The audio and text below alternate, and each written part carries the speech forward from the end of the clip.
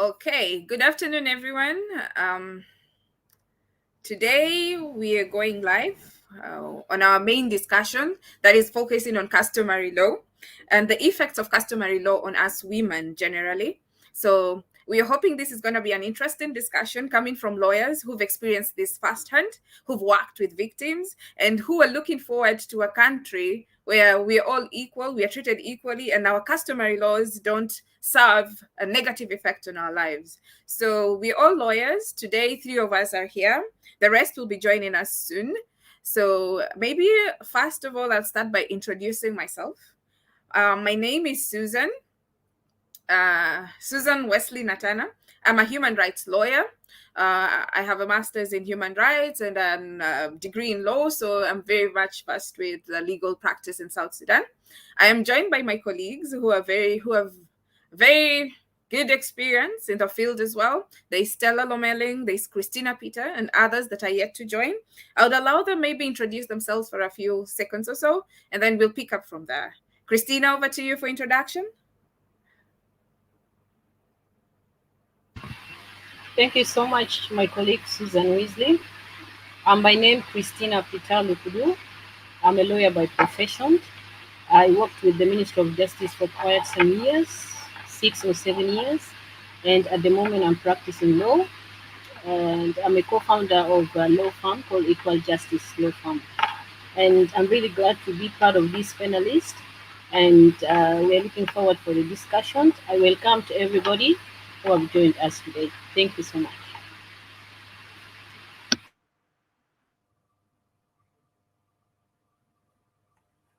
Over to you, Stella.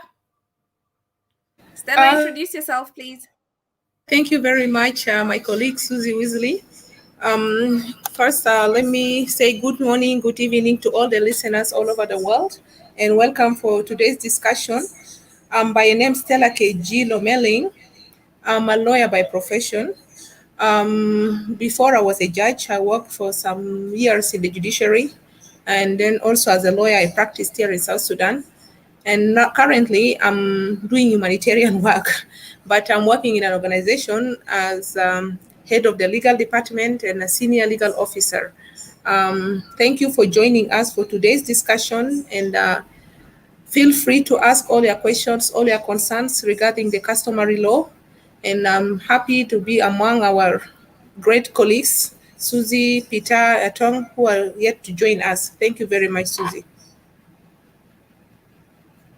Thank you. So thank you everyone for joining us today. Our discussion today will be more of a customary law, the effects of customary law in our lives, the effect of customary law in relation to other laws, the effect of customary law and its supremacy, its applicability, and whether it allows us women to stand a chance at equality, whether it supports us in our feminist approaches towards everything. So one would ask, what are the advantages and what are the disadvantages of customary law? And if these questions ever stops by, I would like to first state categorically that customary law is not all bad. Customary law is not all negative. Customary law has its positives. Before westernization and before education, our societies were running. And our societies were running based on a set of laws and principles. So it was not entirely bad, otherwise, our societies would have collapsed. But as time has changed and as we evolve with time, as society changes, we also evolve with the society. And things have changed. Whatever was good there before is no longer fitting, or some of them have changed or have been streamlined. There's some differences between what was there before and what we are experiencing now. Our society is dynamic, so our society has changed. I have three main advantages that I would like to talk about customary law, and then maybe we'll go into the disadvantages as well. So if you have any questions, please do put them in the chat boxes, and Aisha, who is on the other side, will be able to notify us on the questions and we could be able to take them as well. So when we ask about the advantages of customary law, then I would say this, that customary law is the kind of law that is accessible to everyone. So each and every person has access to customary law, whether you're in a rural area, whether you're in the city, whether you're in the town, it's very much accessible.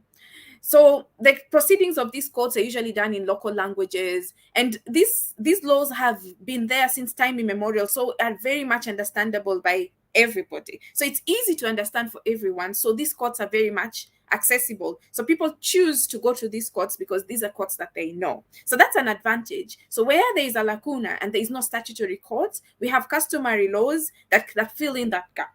However, these court does not usually involve lawyers. And when lawyers are involved, people get scared because relationships can be severed. If you take somebody to court for in a civil proceeding, in a criminal proceeding, it can sever relationships. But when you go to the customary court, your relationships are not severed because customary courts try as much as possible to look for solutions that are acceptable for everybody. And thirdly, the customary law, it doesn't distinguish between civil cases and criminal cases. Whether it is a criminal matter or it's a civil matter, customary courts will handle them. If it's payment of some amount, it will be paid. If it's a punishment for wrongdoing, it will be done. If there is compensation, either way, you can go to prison and pay. It covers all that. So, but with our statutory courts, we have a distinct difference between what is criminal and what is civil, and the two are not put together. A civil case is not handled at the same time simultaneously with a criminal case. One is handled first and the other one later.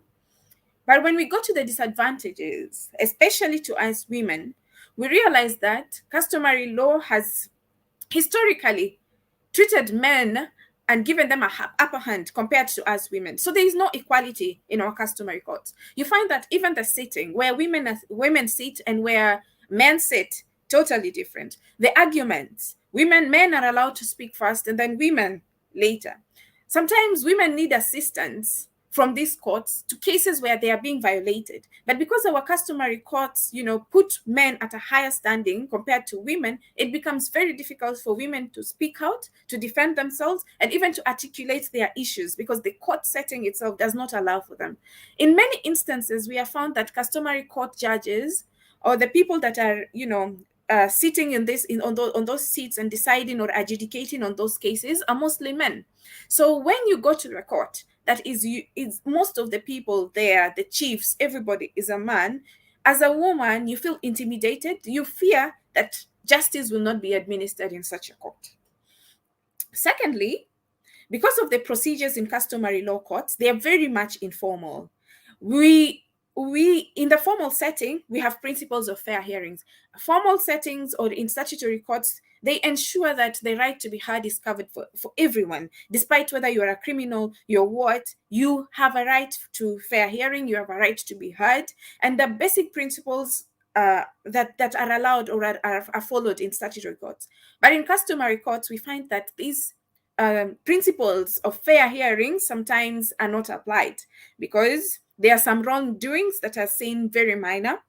And in statutory courts, you find that those wrongdoings are not minor. For example, in situations where a man violates or beats his wife, that is dealt with as a small family matter, and it's not seen as battery. It's not seen as an offense. So they look for solutions as to why such things arises and why the man has actually vandalized the woman or brutalized her, instead of actually looking at the act of violence that has been done.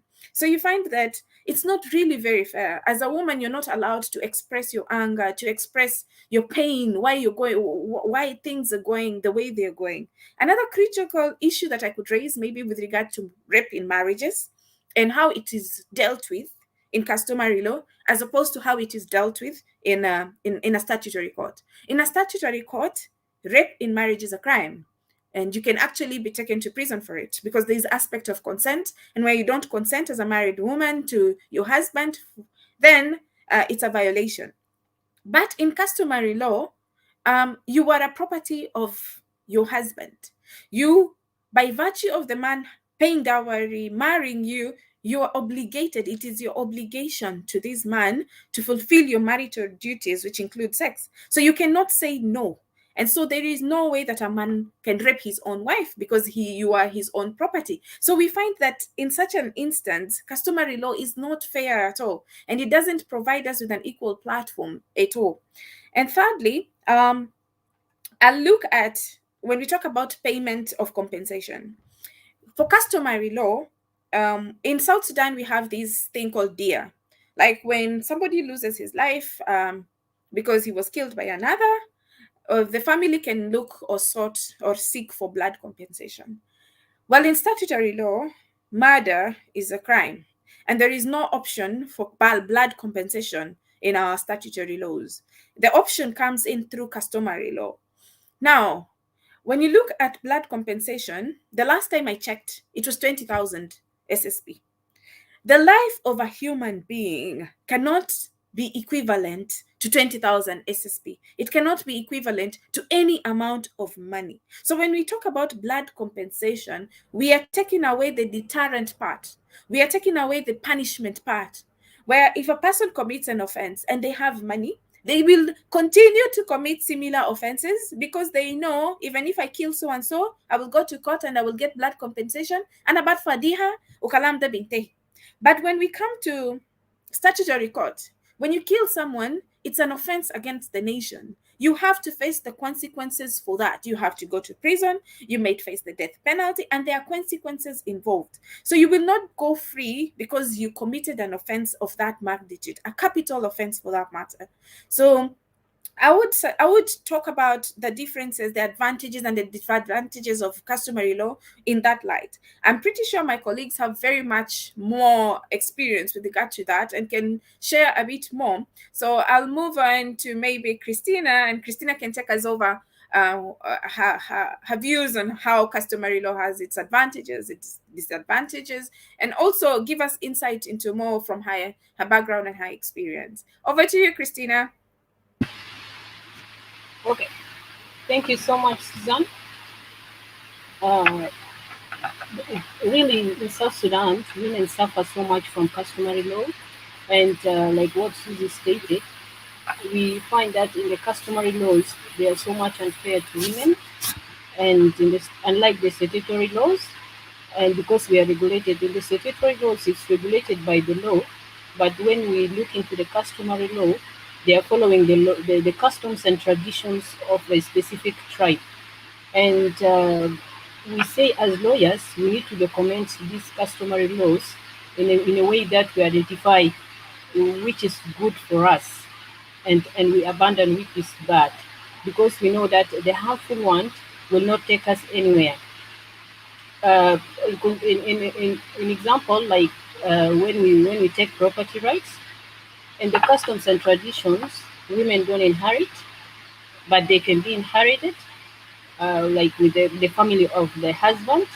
Like if the husband is late, another brother can take her, like a property or something that they bought from her family. And this is wrong because she's a human being and she has rights in the constitution and all the international conventions. And we are for me as a lawyer, I see that thing is wrong. So lawyers can stand together and we try to come up with something. Like we have to identify what is there in the laws and what is not there, and how can we amend these laws. You can see that in the Local Government Act, everything is regulated according based on what is there in the constitution. Like women have their rights and they're equal with men in everything, and they have rights to inherit like properties. But then if we look into the customary laws, there's nothing like that. And also when we look into disadvantage and advantages of customary laws, I don't see much with the advantages, because what we see that affect women in their life is not there in the it's so much there in the customs. Like in the local act, for example, it says that the responsibility of the children based on the parents, the both parents, like father and mother. But if we look into our markets today, we find that mothers are struggling for their children, and few husbands are there working so much to help the family. But we are still yet to see into that. And maybe let me give chance to Honorable Atom, who just joined us, to elaborate more on that. Thank you so much.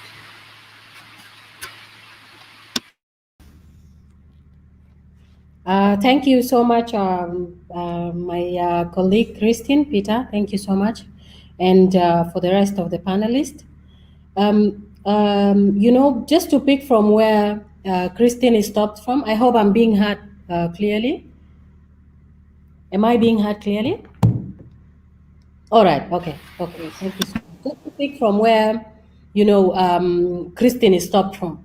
It is, what is the meaning of customary law, and which law is customary, or which laws are considered to be customary laws in the context of South Sudan. Okay. Customary law are those norms and traditions of the people that they have belief in. They are put together to become one law, and that is called customary law. The customs of Dinka, the customs of Bari, the customs of Shuluk, the customs of, different tribes of South Sudan, put together and call them customary laws. These are normally practices on how where marriage is being done in Bariland, for example, in 200 years back or in decades back. And that's what is brought together and put as customary law. Okay, if someone kills a person in Bariland, how was it being handled? يعني كان في زول قاتل زول قاموا له handle بهذه طريقة. This is what are called practice and then customary. Then they are put together, put in one place, be used from different generation to the other one. That is customary.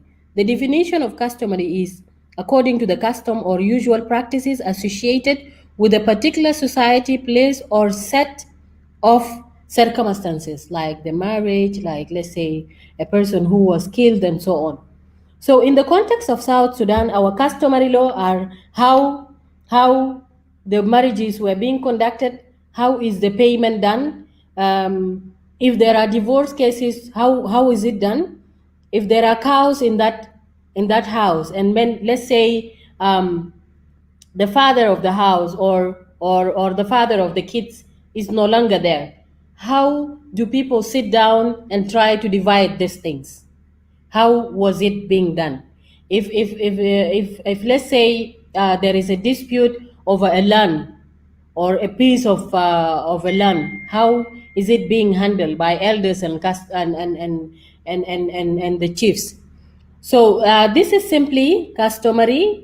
In our case, these are the customary laws. So the way things are being handled in Shulu culture is not the same as Acholi culture, for example. So we have different customs and traditions because we have 64 tribes. All these 64 tribes of South Sudan have different ways of making their things, have different ways of settling certain problems or certain disputes. This is what is called customary law in South Sudan. Hello.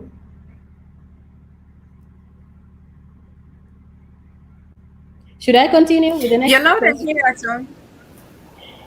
You're Sorry? loud and clear. Maybe we can go to Stella and then we'll come back to you after. All right, thank you. All right, thank you very much, Susie. My question could be in that why is it difficult to understand the customary law? At first, let me say it is very difficult to understand the customary law here in South Sudan because there is no single written customary law. We have not written or the law customary. It is us who say that this is customary law, but in fact, there's no law. There's no customary court.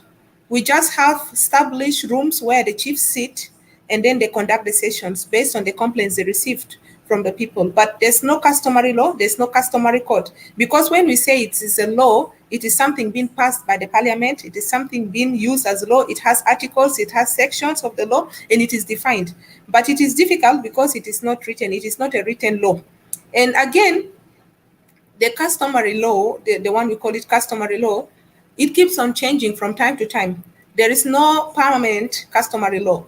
For example, today the Chief Justice may decide to issue a circular determining the decisions of the customary law, the setup of the customary courts. So it's not something that is permanent like the law being passed by the government or the parliament. The other thing is the customary law, it does not differentiate between the civil wrong and the crime itself.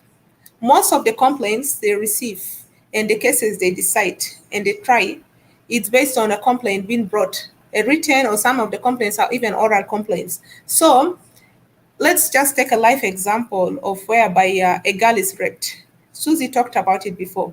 In these courts, they don't consider the crime, but they looked at the family and how the community and the society will look at the girl. So instead of handling it to deter other from committing this crime, like what the court does, it decides that, okay, let the family of the perpetrator pay compensation to the family of the girl. And the perpetrator, after paying the compensation, can easily be released.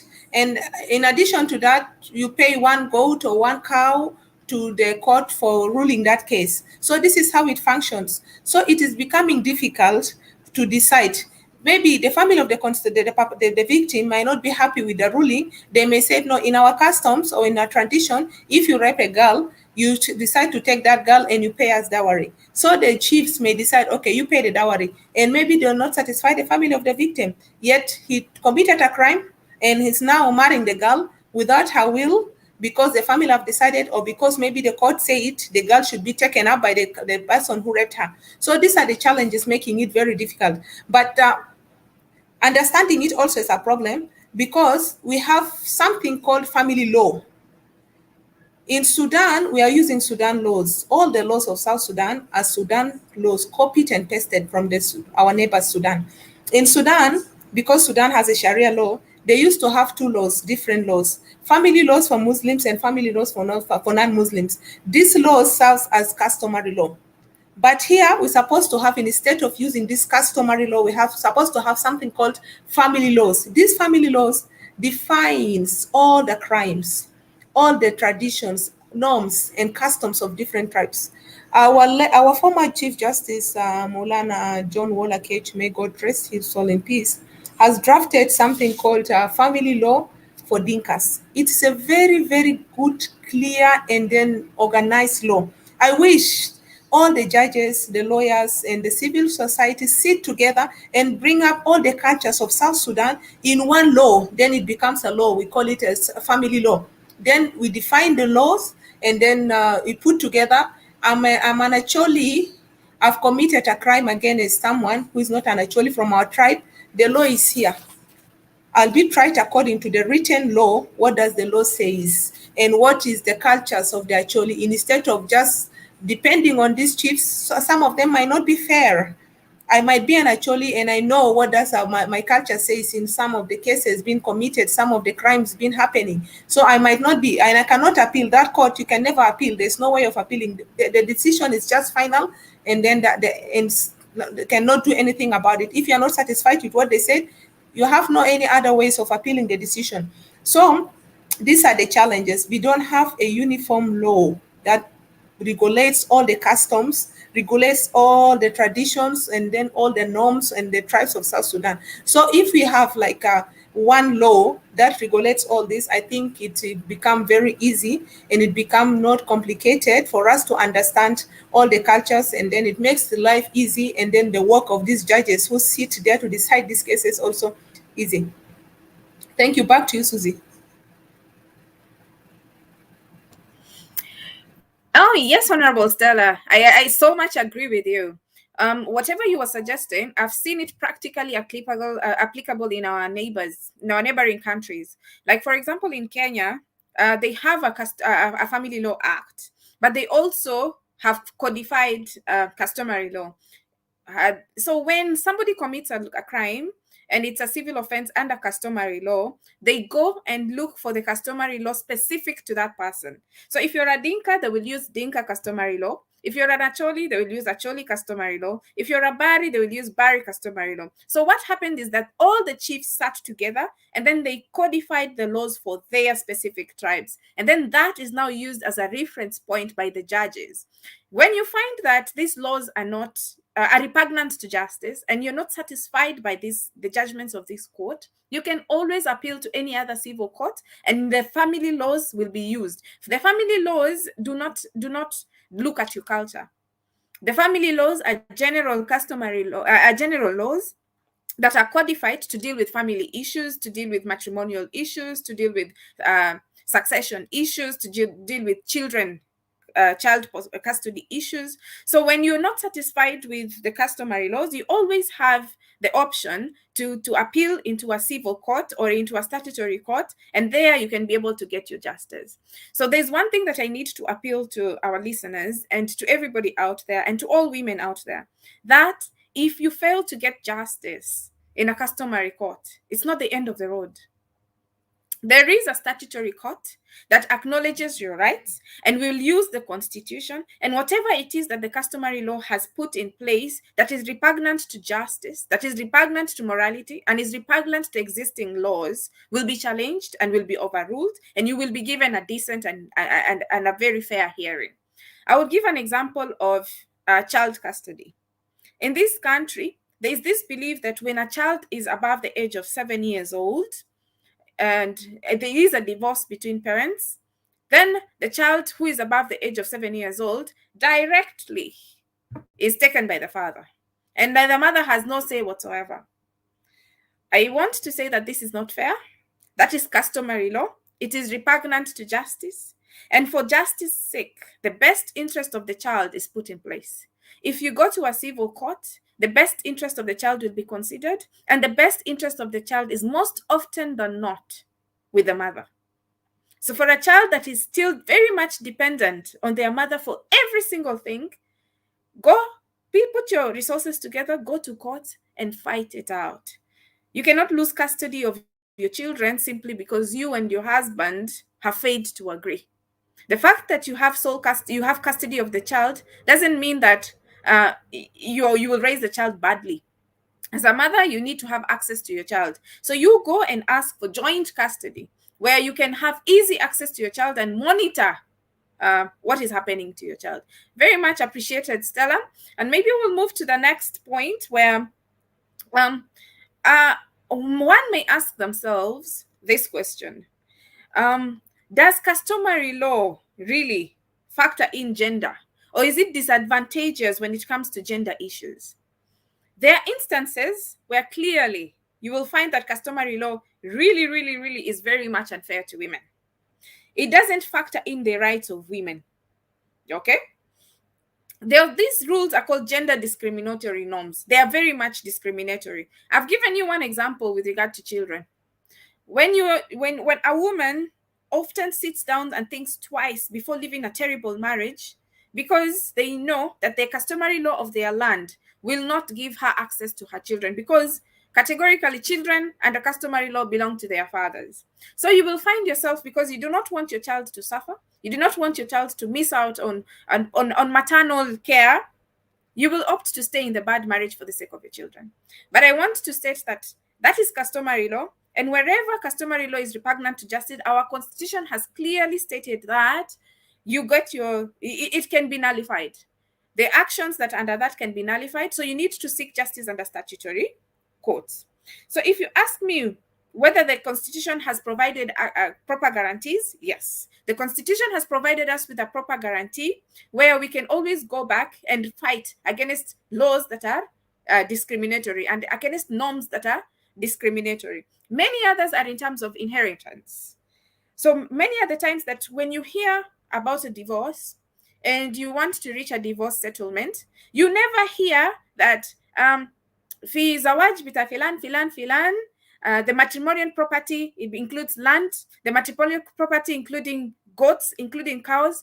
You will never hear that Susan was married to a Dinka and now she has lived with the guy 20 years. It is time for divorce. We can no longer live together. You will never hear that Abgar bitana kan miten, miya da bemshile Susan, yala albagida bemshile Zolda. You will never hear that. You will never hear that when during the subsistence of the marriage, we were able to jointly acquire property. Now Zolda and Kansautan. It nen mina utanda bemshile Susan, utalata de bemshile lerajila. You will never hear such a thing. Why? Because we women, according to our customary law, are part of those properties. We were also bought. They paid dowry over us, so we are their possession. This is not true.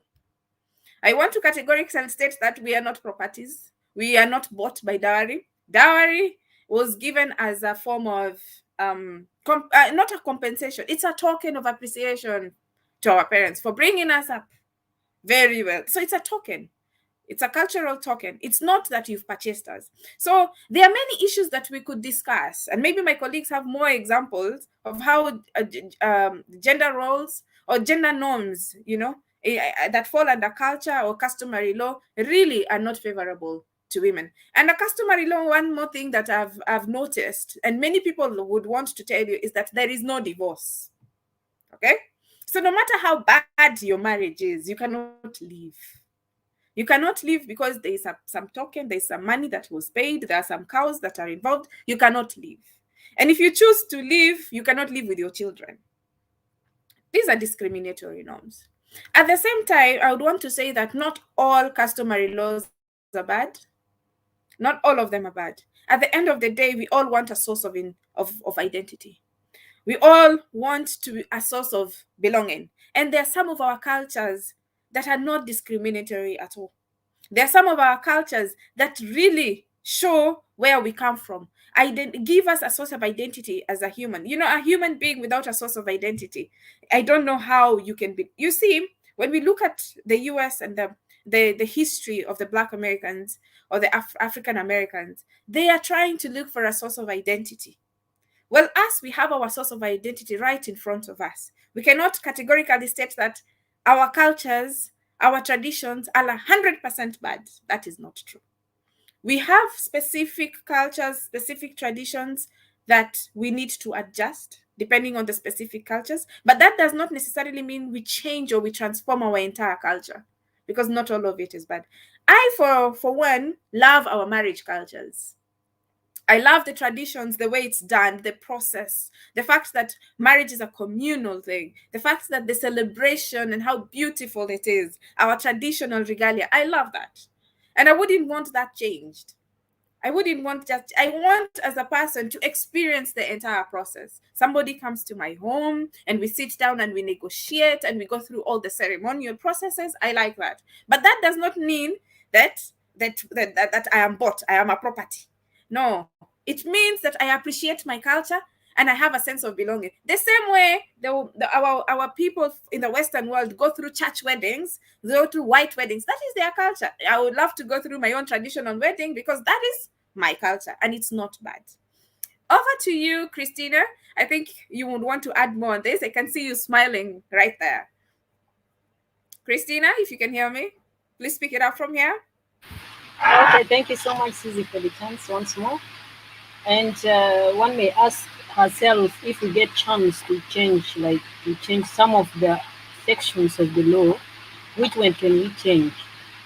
I will say there's this section in the criminal procedures, section 51, that says that if some cases like adultery or rape brought to the public attorney, they should send it back. They should send them back to the customary law courts. So that one, the specific section, if we get the opportunity to change them, we will change them, because like what Susie was explaining, if we look into the customary courts, they are not favoring women, because we know our cultures don't favor women. They put them in the secondary position. And also, like what other colleagues explained, in Sudan, we have the Sharia law. But the same, what happened in South Sudan, we copied the laws of Sudan and we took off the Sharia parts of it. But the Sharia law, me personally, I studied Sharia law, and I know that there is mirrors, and then there's also أحوال شخصية للمسلمين ولغير المسلمين, and also there is وصية. Like if like let me speak in Arabic to explain more to people who don't understand English. Like إحنا لو عندنا أسرة متزوجين like واحد منهم مسلم والثاني مسيحي، في الكاستومز ما قاعدين يشتغلوا بيه نهائي. إحنا بنلقى لما نجيبوه في الكاستومز هم بيحطوا بتاع الشريعة بعيد وبيشتغلوا بالكاستومز and traditions بتاع القبيلة. الكلام ده بيكون unfair للزول المسلم، وبيكون برضو unfair still للزول المسيحي، لانه احنا ما عندنا قانون اللي بينظم الوصيه بتاع المسيحيين، ما عندنا. But like what my colleague Stella said, there is this family law. احنا لو قدرنا نعمل الفاميلي لو، احنا بنوحد فيه اي حاجه بتاعت اي كاستمز بتاعت اي قبيله، وبنخد فيه حقوق بتاعهم، بنضمن لهم حقوق بتاعهم. احنا لما نشوف في القوانين العالميه، احنا بنلقى بانه هم بيساووا المراه والرجل في مستوى واحد، بانه اي زول عنده حق بندي للراجل حقه، بندي للمراه حقها. لكن لما نوديهم نشيل من القانون الكبير اللي بيكون واقف على الدستور، بنقوم نشيل من القانون الكبير نوديه للكاستمز، هناك احنا ما بنضمن حقوق المرأة، لأنه احنا عارفين في الكاستمز حقوق المرأة ما بيدوها نهائي، بيعتبروها حاجة يعني it's like property. she be considered like a property. like ما زول عنده حقوق. يعني حسي زول، يعني احنا كمحاميات حسي بنشوف يعني الإخوات بتاعنا بيعملوا لهم العمايل الما كويسة، وهم لسه قاعدين في بيوت رجالهم، ده بيقولوا أنا بروها وين؟ أنا بروها وين؟ أنا ما عندي محل تاني أنا بروها فوقه. But they don't know that they can stand for themselves. Like we have organizations that help them to fight for their rights, but they don't go there. ما عارفين عشان هم ما عارفين، ولا عشان شنو ما عارفين. يلا نمرة 2، احنا بنشوف برضو في زي ما أكون برضو اتكلمت، احنا بنلقى في الكاستومز and traditions بيحكموا للحاجات مختلفة من قبيلة لقبيلة. And we have only there's this group of Dinka, they came and they documented the customary law, but the rest they are just depending on the chiefs. يعني انت بتستغرب حسي مثلا زول educated يقوم يشيلوك في المحاكم بتاع الchiefs عشان الchief يمشي يحكمك عشان انت من قبيله الفلاني، انت بتعرف الحاجه دي غلط، انت بتعمل شنو من هناك. الزول لانه هم ما بيسمعوا للمحامين يمشوا يضيفوا في المحاكم ده، لكن هنا we have to push for like they are under traditional authority. local acts اتكلم فيه كتير، اتكلم فيه الديتيلز. الchiefs they are under commissions, they are under commissioners. يعني احنا ممكن احنا نكتب للكوميشنرز بانه الchiefs بيعملوا حاجه 1 2 3 ما بالطريقه الصح، لانه برضه اللوكال جفرمنت اكت بيدينا الباورز عشان احنا الزول الشيخ مثلا الchief ممكن ينزلوه من المكان بتاعه، السلطان بينزلوه من المكان بتاعه لما يعمل 1 2 3. يعني في اسباب هناك ممكن ينزلوهم بهم، وبرضه في شروط هناك ممكن يحطوهم كيف في البوزيشن ده. لكن عشان احنا في القبائل بتاعنا النسبة التعليم بسيطة، يعني هم بيختاروا التشيف من الأسر، زي زمان بيقولوا في أسرة بتاع التشيفز ينزلون، زي زمان في السودان لما الناس بيقوا لاجئين وكده، عشان الحكومة ينظم القبائل قاموا they identify chiefs within the tribes. زي حسي في جنوب السودان احنا بنلقى مثلا في جوبا حاليا في منطقتين ولا في 107 في محاكم بتاع الشيوخ، المحاكم بتاع قبيلة الدينكا. but then this county is not theirs. they are from other states, but they are here اللي يعملوا كده لانه في الكوميونيتيز بتاعهم كثيره هنا في جوبا. لازم ينظموا الحاجات بتاعهم، لازم ينظموا الكاستمز بتاعهم والتراديشنز بتاعهم، لانه في مشاكل بيحصل بيناتهم. في السودان زمان قاموا نظموا الكلام ده، لكن احنا عارفين انه التشيفز بيجيبوه في المكان ده to protect some interests of the government or the politicians or what we still don't know. So المشكلة ده حاصلة، واحنا عشان to address it we need to have a strong law that governs all these issues. عشان احنا our interest is to protect rights of women. So احنا لو ما عملنا حاجة to be documented، لانه انت كزول قانوني ما ممكن تتكلم في حاجة ما عنده اساس. يعني حسي بتاع الكاستمز ما عنده اساسهم بس البيليفز بتاعهم. they believe that this thing is right، لانه من زمان اجداد بتاعهم تلقى الزول بيجيبوه عشان اسرته كان زمان الشيف الكبير في القبيله ده، بيقوموا يجيبوه لانه they believe that انت لو من اسره بتاع chiefs you are smart and you know it like you inherited it from your father or your grandfather. but احنا هنا هسي القانون بيدي الحق انه الزول اللي بيجيبوه في المكان ده لازم يكون educated، لازم يكون قبل كده اشتغل civil servant، لازم يكون كده. لكن لما نيجي في الامر الواقع الحاجه ده ما حاصله. so I think ده الحاجه اللي احنا لازم نجيب فيه، لانه عندنا نساوين كثيره في السجون تعبانين لانه المحاكم بتاع الاعراف بيحكموا الناس، عندهم الباورز يحكموا النساوين لفتره، يحكموا اي زول يجيبوه هناك لفتره 1 year. لكن احنا كمحامين ما بنقدر نطعن في الحكم بتاعهم، لانه احنا شغلنا في المحاكم بتاعت statutory laws. يلا الشغل ده لازم يكون على traditional authority والlocal government عشان يقوم يعدلوا الكلام ده. الجوطة كتيرة حاصلة، والكلام ده لما نتكلم فيه هنا we cannot finish it in one day. So maybe let me give my colleague Stella chance to elaborate more. Thank you. All right, thank you, my colleague Christine, for the clarification. And I was asked by the panelists to speak in Arabic so that some of our listeners also will understand, so that everyone will be on board with us.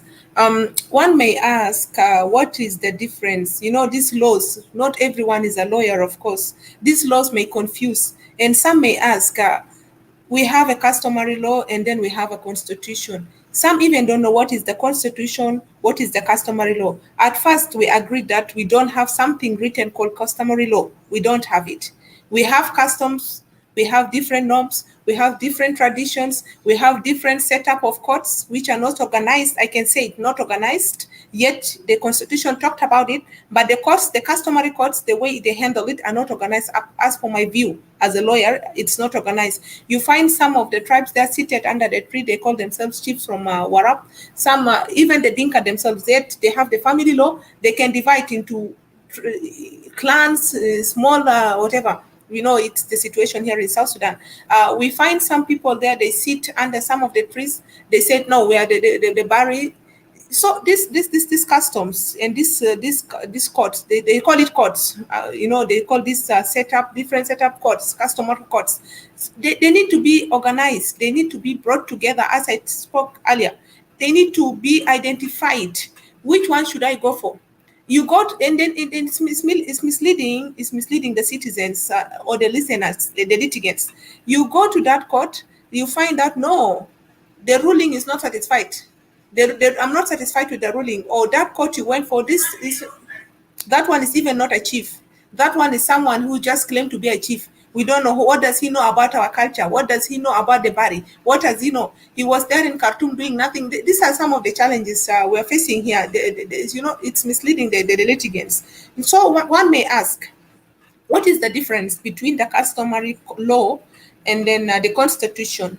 First, a constitution is the first law of the country. It is the mother of all the laws. Without constitution, there's no South Sudan. It is the constitution. South Sudan is defined because of its constitution of 2011. The constitution, we agree that is the first law. It is the mother of all the laws, including this customary law we talked about, or we're talking about it. The constitution is being passed by the parliament. When it was drafted, in the process of making it, the parliament agreed and it was passed, approved, signed by the president, sealed. Yet, we don't have any past customary law. We don't have people who agreed that, yes, this is a customary law of South Sudan and we should be operating from the date of like today of that year or so on. So we just have something open called customary law. The second thing is uh, the constitution is uniform for the whole country. But when we look at the customary law, it is not. It's a very complicated thing. You go to Warab, you find different setup, different laws, different implementation of the law, different interpretation. Yet it is in the same state. You go to another state, it is the same tribe living there. The two parties to the case are from the same tribe, but the ruling differs from one customary court to another. But with constitution, we all know that we have one constitution. You go to all the 10 states of South Sudan, you carry with the same constitution. Anyone who wants to be against it, you say, no, this is my constitution, and the constitution says this and that and that. In the constitution, it defines the rights of individuals, rights for free and fair trial, rights of the litigant to appeal, rights of free expression, but yet we don't have that one in the customary code, in the customary laws, because we don't have a law. Yes, I can agree with that. In the customary law, all the parties to the case are allowed to speak out. All the parties of the case are allowed to say their views, the chiefs, but that one comes after the approval of the guardian. Me as a Stella, if I want to go and complain someone in the customary court, to my husband, my sister, any whoever, first they'll say, did you talk this thing or discussed it in the family? If I said no, no, they still send you back. You go discuss it between you and your family, and let the two families sit together and agree that you should come. And before coming to that court, you should be having someone who's responsible for you as a guardian. Your parent, your uncle should be there. Because the first question they ask when you appear before that court, they'll say, hey, munu mos min biniare. Then if my uncle is there or my dad or whoever will say I'm the one responsible. Who's responsible for this man? Then someone from his family also. But when you go to the normal courts, there's nothing like that, because a free trial, you're free to get your rights. It's your right to go and open a case against whoever, against whatever institution, against whoever, even if despite the immunities the person has. No one is to stop you or to instruct you to go and then discuss the matter outside the court first. And it is not necessary, because I'm a human being, I'm an adult, I have my rights and I know my rights. Of course, no one below the age of 18 can go and report a case or open a case. No one is not allowed by law. But I know that I'm above the age of 18. Why sending me back to bring someone from the family to be responsible or a guardian? So these are the complications we find in the customary courts. So it does not determine the That's rights. an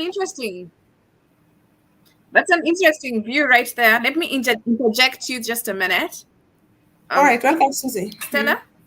Yes, I'm getting you, Susie. Stella? Yes, there's an interesting question that has been raised at the comments box here. Yes, there's an interesting question here where one Daniel Bai is asking, what will be the right customary laws in your view? Do you expect right customary laws to be given to women, to give women children over men? That's one question that has been raised here.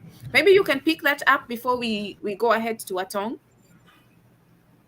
Sorry, Susie, can you please repeat the question? The internet was interrupted a Stella? bit. Yes. Yes, Susie, I can hear you now. Okay. The question is raised by, the question has been raised by Daniel Bai. He's asking, what will be the right customary laws in your view? Do you expect the right customary laws to give women children over men? That's one question that has been raised. I think it's with regard to the discussion we were having where we're saying sometimes the laws are discriminatory, and we find that a child who still needs the mother because of a divorce is given to the father to raise. Yet in the best interest of the child, the child will be best taken care of if the child is in the custody of the mother. So he's asking, what will be the right customary law in this case? All right. I think I will not say that there's a best customary law, because there is no good law and there's no bad law.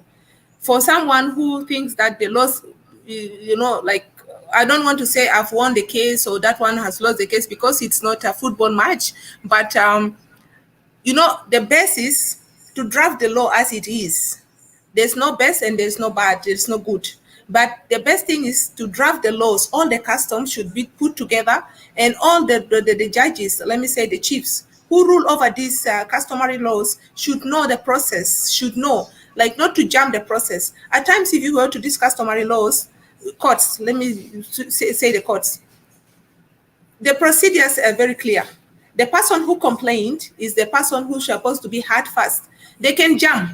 No, the uncle of the girl come forward, and then the uncle of the boy. But now I'm the one who complained. Now these are some of the practices I said are wrong in the customary court. So if we put all the laws together, then we put the procedures. It instructs them what are they supposed to do, because the things are done randomly there.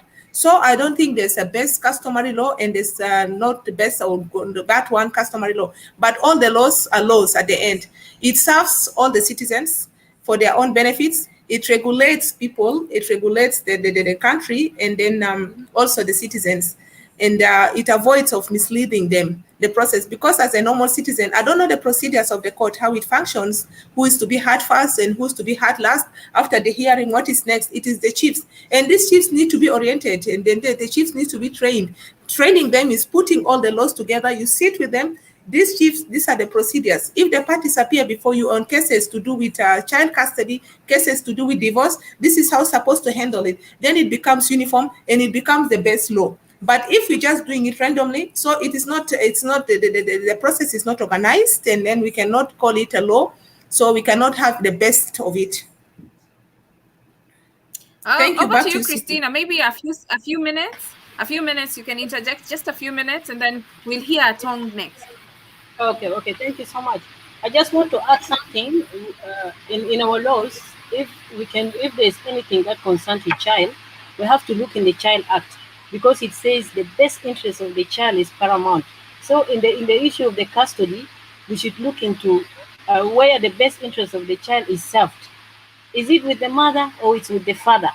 Because we have some cases whereby the father may ask the court to give him his child because the mother is not taking care of the child, or the mother is mistreating the child, or vice versa.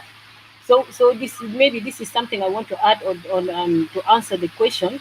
And we have to know that everything that includes a child, we have to look into the Child Act. Thank you.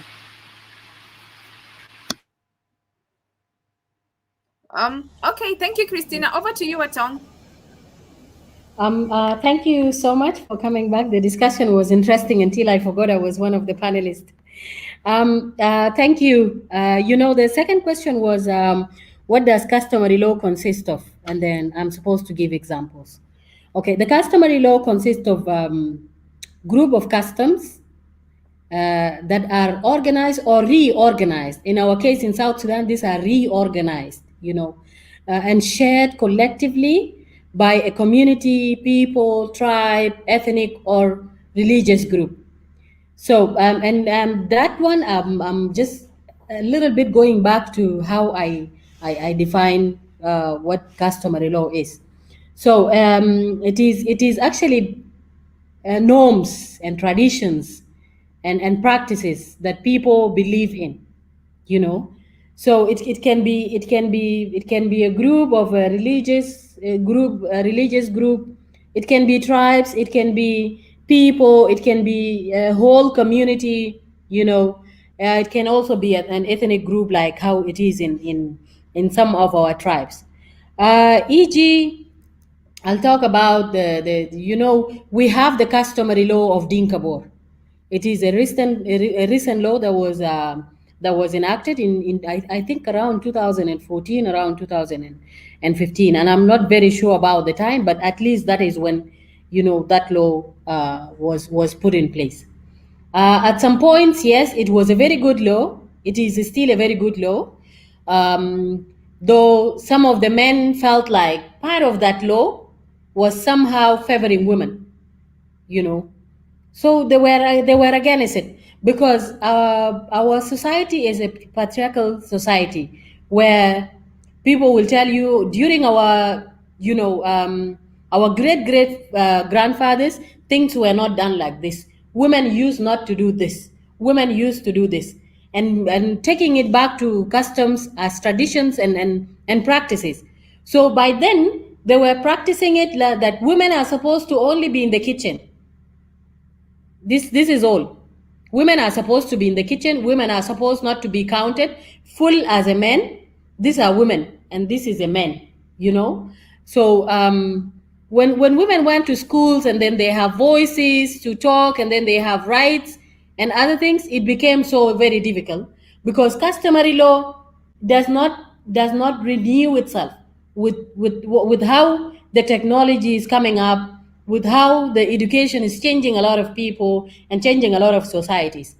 So our society is not able to digest that fact, So it becomes a bit very difficult for the customary laws to be fit for women anymore, because now women are in the schools, they are no longer in the kitchen.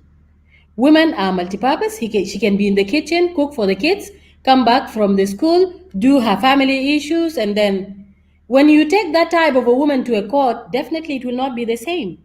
So our customs are, are supposed to be good because they are also, source of our legislations, and that's what the Constitution say.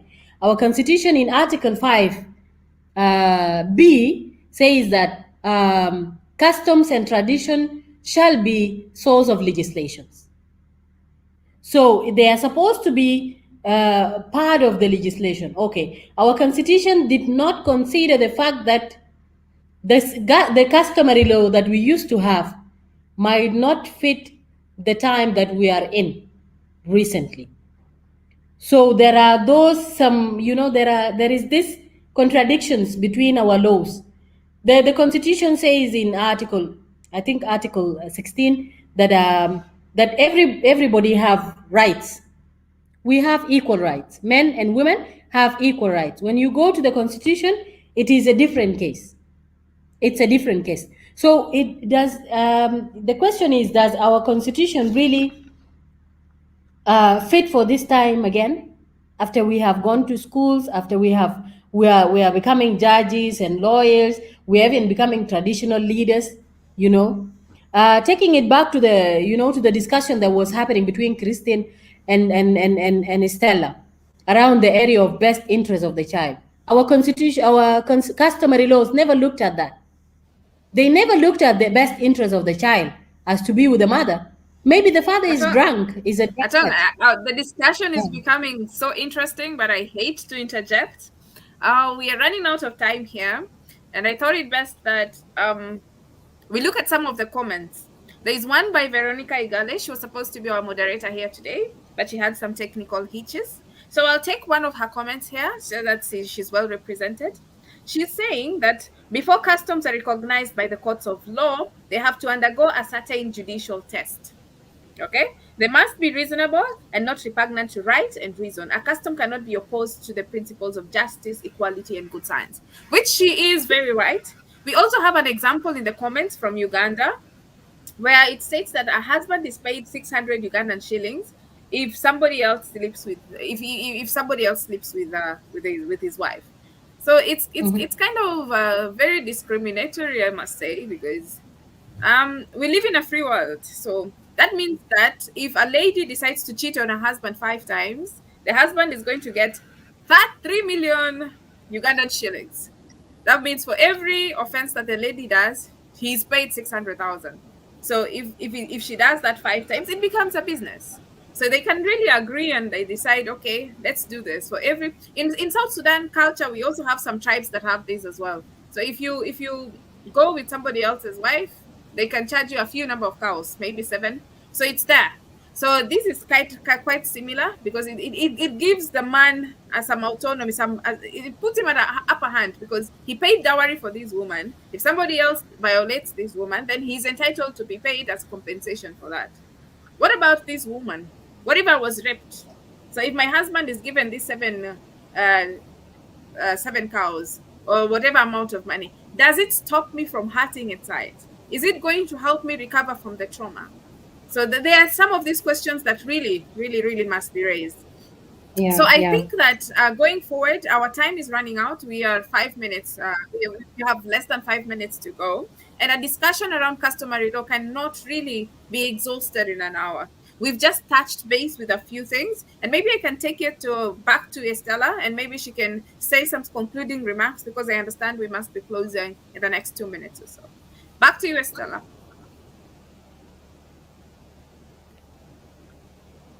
Yes, Susie, the internet was cutting. I didn't get you clearly.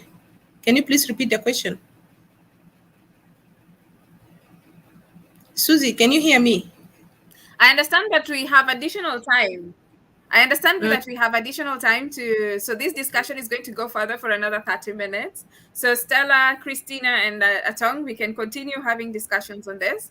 So I was throwing the ball back to you, Estella, but then I realized that we have enough time now since we are not concluding anymore. Maybe we can take it back to Atong to conclude what she was saying. Okay, thank you so much. Okay? Yeah, that's fine. Can you That's hear okay. me? Yeah, around the question that you picked from online, we Adom, have can you the hear saying, me? yes, I can hear you clearly, and I'm here talking. Are you not hearing me? Hello? I Hello? think I think the internet, that site is I misbehaving. can hear very clearly. Yeah. Okay, so But you can I go was on. We saying, can hear you. yes, I was saying from what the online comment, in some of the cultures that we have, for example, in Dinka culture, and I will not talk about the whole Dinka, but where I come from, for example. If a woman, if another man commit adultery with someone's wife, he pays 6 cows. So if she repeats the same again, and I'm not sure about that, but the third time there is no money paid, nothing. You don't pay anything else. The court might conclude that maybe this woman does not want that husband, so she's looking for ways of divorce. So yeah, she will not be charged. And if again, if the same if it was the same person, maybe she wants to marry that guy. That's what the court considers. So she pays nothing. You don't pay anything else. You do it once only or twice, I think, and then that's it. So it is not repeated several times. Yes, and this is why we are saying our culture is a patriarchal culture. If a man goes with another woman, you, the wife, should have the same rights of being compensated for your husband have committed adultery with someone else.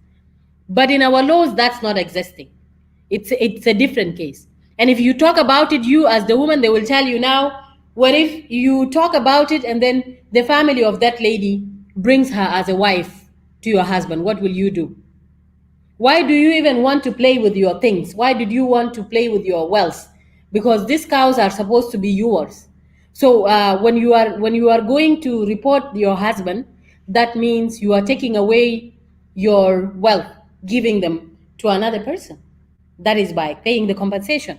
So as a woman, you are not supposed to ask for anything. Another excuse they will give you is that the man is the one that pays dowry. The woman does not pay dowry. Therefore, she doesn't have right to be compensated for whatsoever it is. So that's the case in South Sudan. I want to go for the third question if I'm allowed to do that.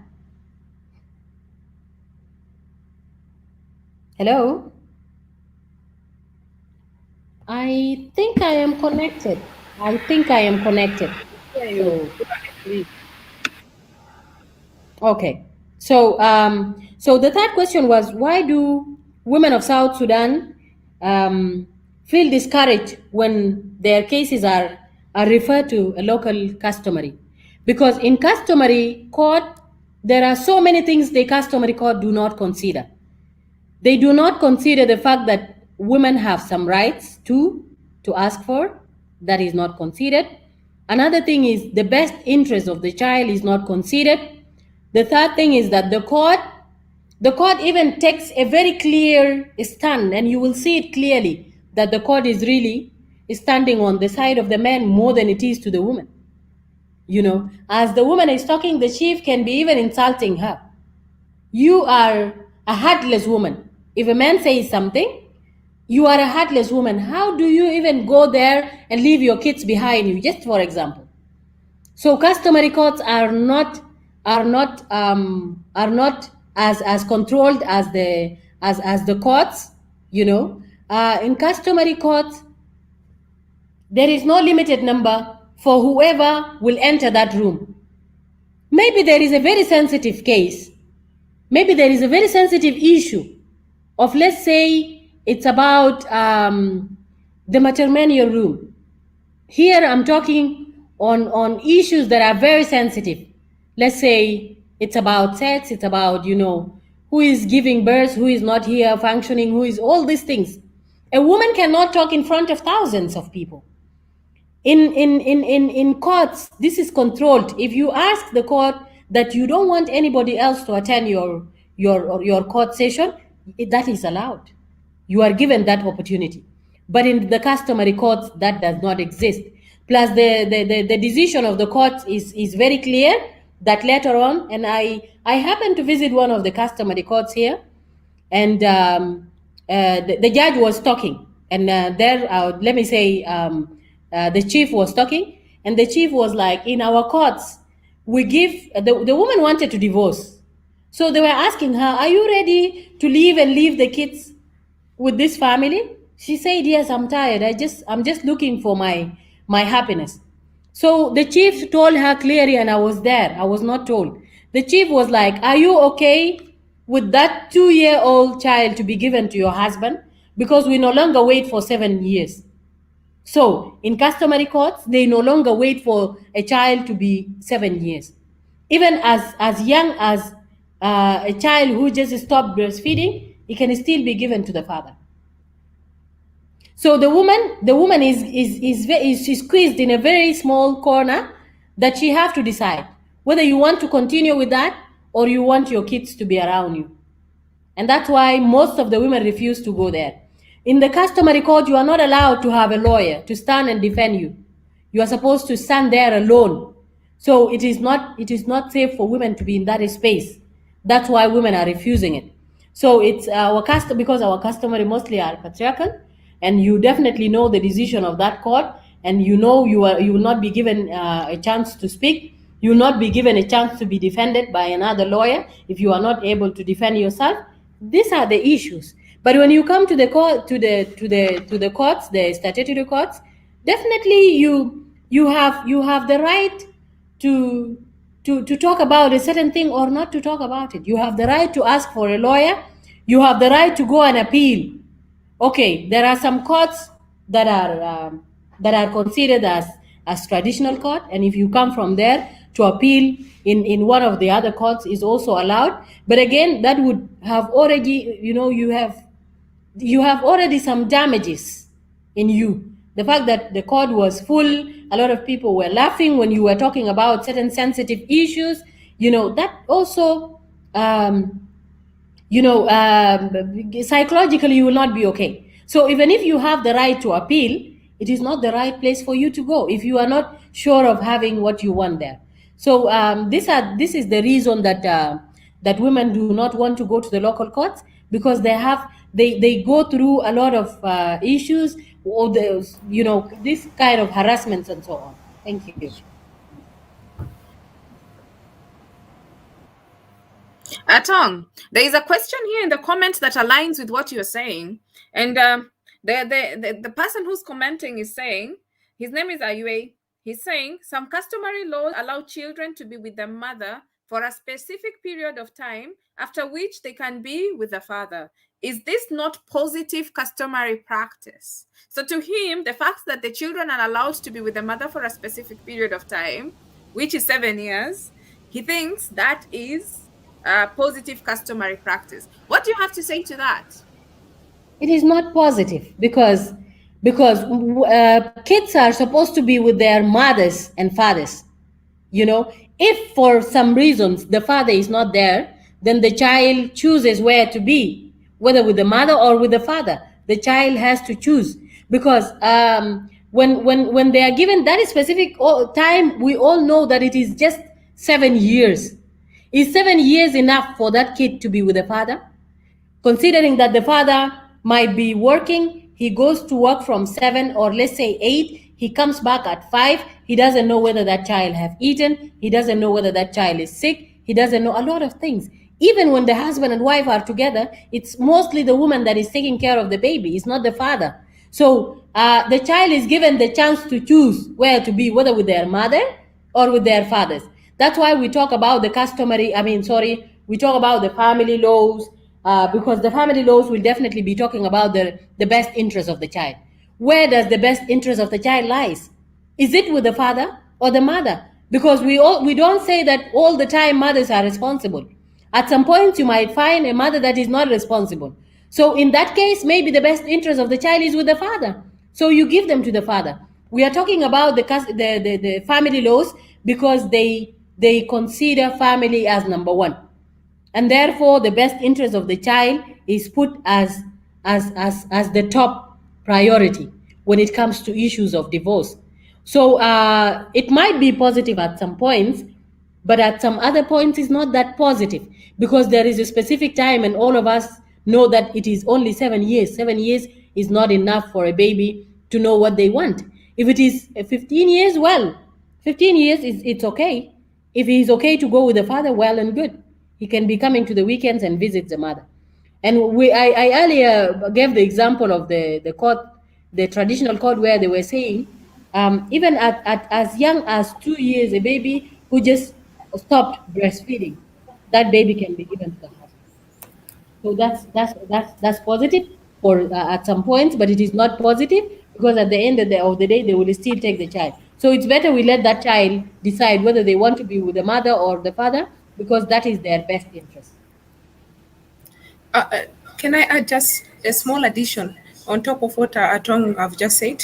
Maybe 2 minutes thing. Thank you, You Atom. know, yeah, I would like to add something just small on what Atong has just narrated.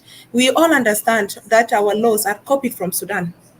You know, when you copy someone's law, Go there's ahead, an go ahead, advantage and please. disadvantages. The advantages are the laws are all, I'll not say that the laws are bad, but like issues to do with these family things, the child, we have a Child Act, and the Child as well is copied from Sudan. You know, the Sudan says a child, when it reaches the age of 7 years, should be handed to the father. This is when a divorce happened. It is the woman who goes and applies for the divorce. That I don't want to stay with this man anymore, and I want my freedom. So in the Sudan cultures, the Sharia law, a woman after the divorce, because they had the first divorce, the second, the third divorce, after 1 year, the woman cannot wait. The woman cannot wait for 2 or 4, 5, 4, 6 years until she gets married to another husband.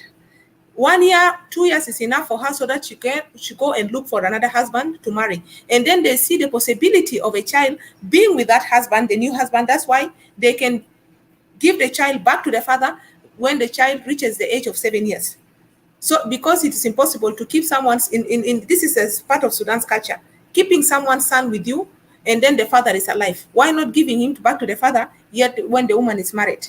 So these are part of the cultures. Yet we are adopting it here in our country, not knowing the advantages and the disadvantages. Here, you find most of the women, let me just put it women, most of the women here are the mothers and are the fathers at the same time. You hardly find men sitting at home.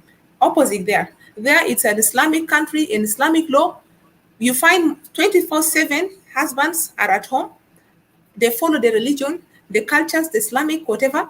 So it is here you find men at bars, seated at bars, drinking, coming home back drunk. Do you expect that this drunk man who comes home late usually can take care of the child? Is it because the Sudan laws, and we copied that law from there, says that when the child reaches the age of 7, should be given to the father? So these are just the small addition I wanted to add that contradicts our Child Act or the law. Thank you. Back to you, Susie.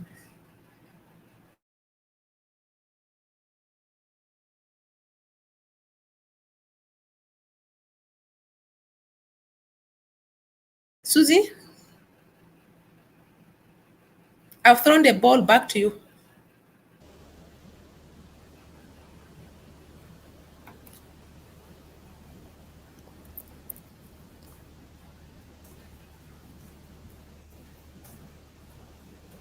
Do we continue? Thank you, Stella. Thank you, Stella. Maybe we'll go straight to Christina. I'm having some network challenges, but Christina, please go right ahead.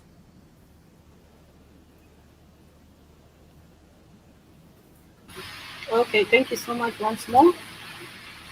Maybe one may ask, we have women in the prisons, in other jails. Christina, over to you. Are you there? Yep. Yeah, I'm here. Can you hear me? Okay, one may ask, like, we have women in the prison, and people out there want to know challenges that face women in the prison and what can we do to help them in the prison. Let me say, we still have that people who are jailed through the customs and traditions, and they are unfair, like arrests. Sometimes the police may come and then they will not find like a person they want to arrest, and they will take the sister or the brother or the wife or so on. So unfortunately, this thing is still there, and they arrest people wrongly. And then again, when they are taken to the prison from the customary court, like the prosecutors cannot attend to that because the prosecutors handle cases which are brought to them from the police. And then there's also last time we visited the prisons, I discovered that we have many people there in the prisons. Their files are like misplaced. We don't know who's responsible for that, but we also have people who are there in the prisons and like their families forgot about them because they consider them criminals. And maybe something, let me just add, like we have to know out there that our people in the prison, they're not criminals. If we know how to identify the problems and if we know how to get a lawyer for them, it's not a matter of money because sometimes there are people who may ask for a lawyer and then others will tell them that "Ah, you will finish your money because lawyers just want money." No, that's not the case. The issue is that if they are there in the prison, they cannot come out to fight for themselves. But if you are a relative of someone who is in the prison, you can go there and ask for the file of the person and then you get a lawyer to ease the work. And we have organizations that work on that area. They can identify the crime and then assist in helping the person to get out of the prison. Because some of them, their crime is just simple things. Like last time we went to prison with some other group of lawyers, and we had like gathering with them, and we were telling them about the rights to fair trials and how can they look for their rights, and they can speak up against the same thing. And one of the ladies came to me, and then she told me, "Ana mamolo haja, ana best anse karana na shakila muzun, wana hina taribuga shaharin." And there's nothing like that in the law. There's nothing like that in the law. Like if you committed something, there's you can be fined or you can stay in prison for a period of time and they can release you. But if you don't have anybody who is following your case, you may stay there for up to a year and no one will care about you. Like recently, there's this case of like they call it counter check. See, like we call it like that because it's like interest borrowing with interest of 100%. People were just in the prison and the prison was full. This prison is paid just 300 and now it's beyond 1,000 and the place is packed. So now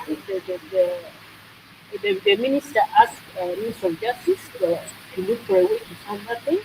That's why they came up with a circular and to regulate that issue. But this is not our topic. I just want to say there are people in the prisons and they are still our brothers and their sisters. And they are facing like small crimes. We cannot be sit there in the prison for 1 day even, but they are there. So the time we went there, they are telling us the crimes they committed, and some of them were even crying. So we need to work on that. So I'm just urging people out there, if you have someone in the prison, you can just contact any lawyer to help them. And maybe look to organizations to assist any organization that fights for women's rights to assist in helping them in the prison there. Because some of them they have filed a podcast and some of them say, "Ahal Taita to Sudan, Montekir Garano Muslim." And they are there with the children, by the way. Some of them are with their children, and it's like the place is not healthy. They don't have enough food. Sometimes they stay like 2 months back, they were staying without food, not even a porridge, and this thing is there. So our people are suffering the prison, and in another chat also we have these people with mental illness. They were put into prison and they were chained down, they could not move.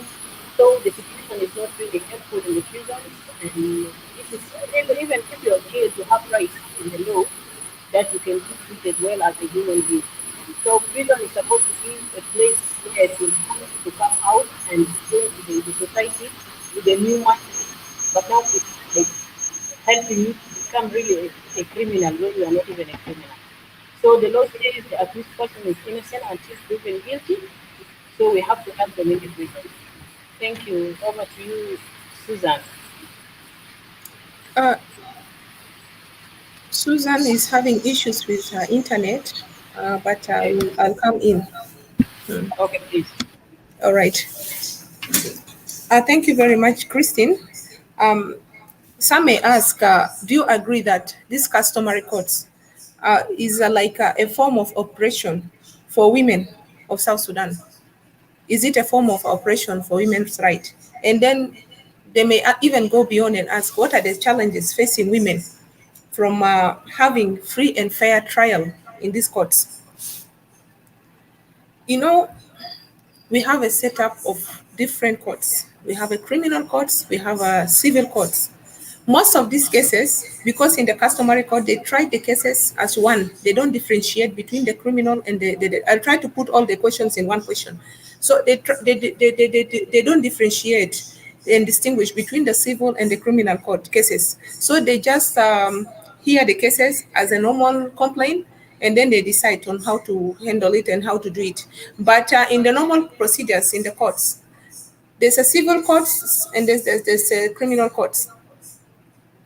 I am applying for a divorce.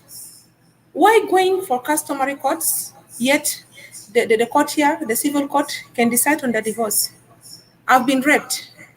Why the family should just decide that you go and complain that person who raped you in the in the customary court, yet rape cases is identified and the perpetrator can be properly given what he deserves as per the law? The husband is mistreating me. Why complaining the husband to that customary courts? What would the customs do? I recommend people should go to customary courts when there are complications, knowing the traditions, marriages, things to do with payment of dowry. My husband had not paid my dowry. I complain that husband of mine to that court, before that court. That court will know what are the traditions of that person who complained the case. But things to do with rape cases, a public nuisance. My husband overdrinks alcohol. I want to go and report him to the chiefs so that the chiefs can cane him properly. My husband doesn't support me financially. My husband doesn't take care of the kids. Why not bringing that person so that a proper law can be applied on him? So that he knows that I'm here because I've done that, and that one I've done, that act I've done is considered a crime by a law. Taking him to the custom, the family may say, okay, the girl has been raped. Kalas, you take that girl as your wife. And then even if the girl is a girl, you take her as a wife and then you pay, you compensate. Jibu ganamaya wahid tasibir, and then you take her and then you decide to pay the dowry. And then this is how the marriage is done. Yet the rights of the girl is here being violated. She's a child. She has rights to be heard. Maybe she does not want to be married. She still wants to continue with her school. But if that case is taken to GBV court now, which is functioning here in Juba, the perpetrator will be put in a right track and will be read the section of the law he violates. Section 247 says if anyone rapes a girl, rapes a woman voluntarily, or even with her consent, it's considered a rape. And if the girl is less than 18 years old, even if she said, let's go and have sex, and then she accepted, it's a rape. So these are some of the challenges women are facing. Then uh, making the court not fair to the rights of women, it could be because you find these courts, the setup is the benches is dominated by men. You hardly find a woman seated there. All the chiefs are men. So a woman can feel traumatized.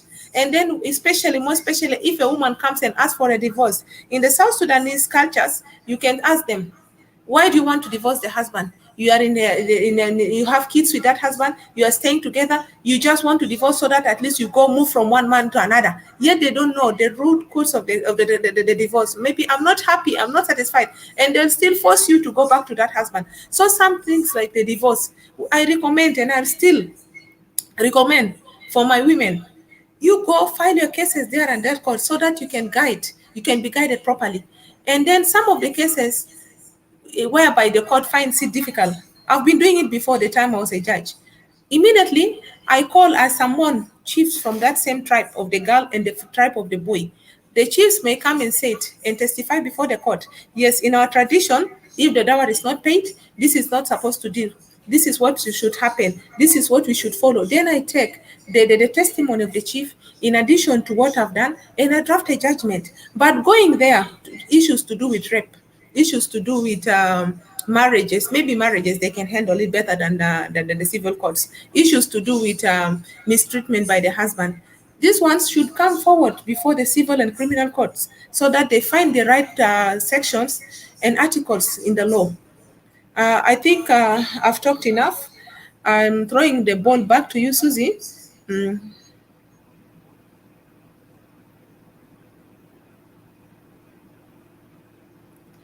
All right. Since Susie is having issues with her internet, maybe Atong, you can take over from the challenges, and then Can you hear me now? I don't know whether I'm yeah, loud and clear. we Yeah, can we hear can. you. Can you hear me? Yeah, should I continue? Yeah, Atong, I think you can continue If from you where I can hear stopped. me, if you can't hear me, it's okay as well. Yes, you can hear it. Okay, just because of time, the first question was, what are the challenges facing the women of South Sudan in their efforts to have access to justice through local and traditional courts? I have mentioned earlier that the reason why women prefer not to go to the customary courts because with the customary courts there are some rights that are not given to them just because this is what the customs and traditions say. So this that I have talked about before is the same reason as to why the women of South Sudan uh, are, are, are, are facing challenges. Is how is the setup of our our families by our tradition and practices, and then the mindset of our people, the mindset that women do not have right over certain things. A woman does not have a right over a family to decide whether that family should continue or not. So if it's a woman today who that wanted to get a divorce, it is not easy for that woman to get because they think it is not the woman to decide. But if it's a man that wanted a divorce, as soon as he goes to the court and says, I want to divorce this woman, I don't want to live with her, I no longer want her in my family, the divorce case would be very simple and he goes with it, you know. But when it's a woman, it's a bit very difficult for that woman to get a divorce if the man doesn't want, you know. He can even decide not to be coming to the court, you know.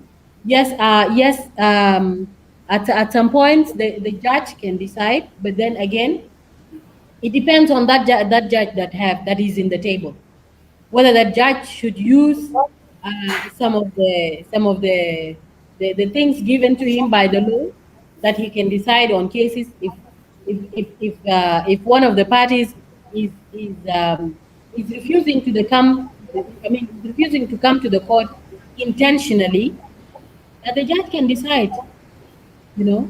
The judge can decide, and again the judge can use, you know, بالعربي بيقولوا له you can help me, Stella. You know, self-consciousness, and then, you know, المحكمة also have the right to. I forgot the word, but very You while I mean would. Sulta Tagderia? السلطة التقديرية للمحكمة. Thank you so much. المحكمة use that سلطة التقديرية للمحكمة, you know, and does what it thinks at that time it is accurate. But again, the law, our laws are not that beautiful. I'm sorry to say this, but they're not that favoring to Atong, women. I'm sorry to cut you short, but we only have 1 minute left on the clock. So if you could conclude and give All recommendations, right. I will Okay. Okay. appreciate that. So that's the challenge that the women of South Sudan are facing in access to justice. So my recommendation would be we really need to work on our laws. We need to work on our laws. For example, Article 167 of our Constitution, Section 3 talks about the traditional authorities. you know. At the traditional authorities, these are the chiefs, and then the local government, and then so on. At the same time, our constitution is talking about eliminating the negative cultures that we have, or the negative practices that we have. That is what we need to do. Now that we have the parliament, it will be very easy for us to start moving towards having our family law in place, towards having our some of our okay, the constitution is being amended now. And I think as women lawyers and other women, we will be very happy to put in our input into the new constitution that is coming up. And then we need other legislations to come up.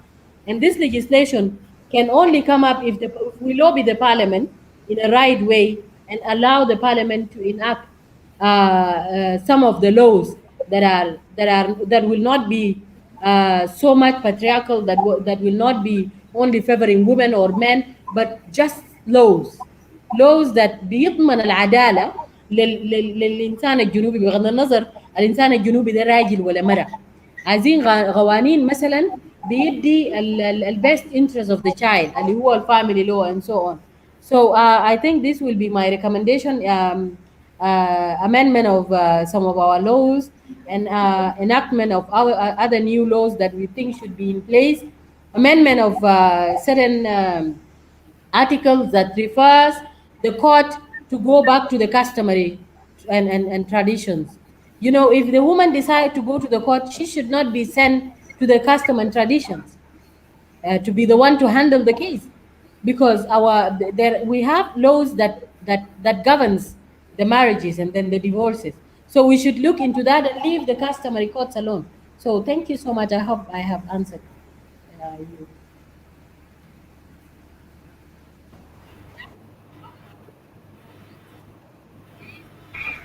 Susie, Susan, I am done.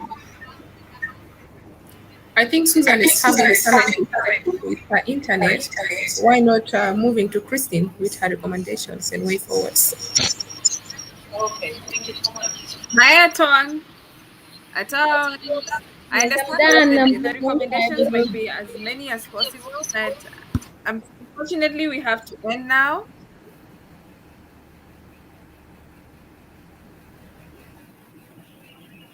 So unfortunately, we have to end now. I hope you're hearing me well, and I'm just going to go straight to the closing remarks because we left with only a few seconds left. So when we talk about the issues related to customary law and women, we're able to understand that it cuts across a lot of issues, and we can't really exhaust it in 1.5 hours. So for me, my parting shot will be with regards to women and access to property, women and access to land. As much as our cultures discriminate about that, we need to find avenues within the statutory law, within our constitution, that provides for equality and provides for women with the access to land, with women with access to property. So please, as we recommend to the organizers that we schedule another session that will incorporate further details and more arguments with regards to women and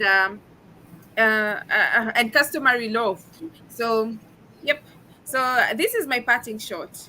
It's not too late. We are on the right track, and eventually we will get there. Our family law is being drafted. Eventually we will get there. So have a lovely day. Thank you so much for being with us all through these 1.5 hours.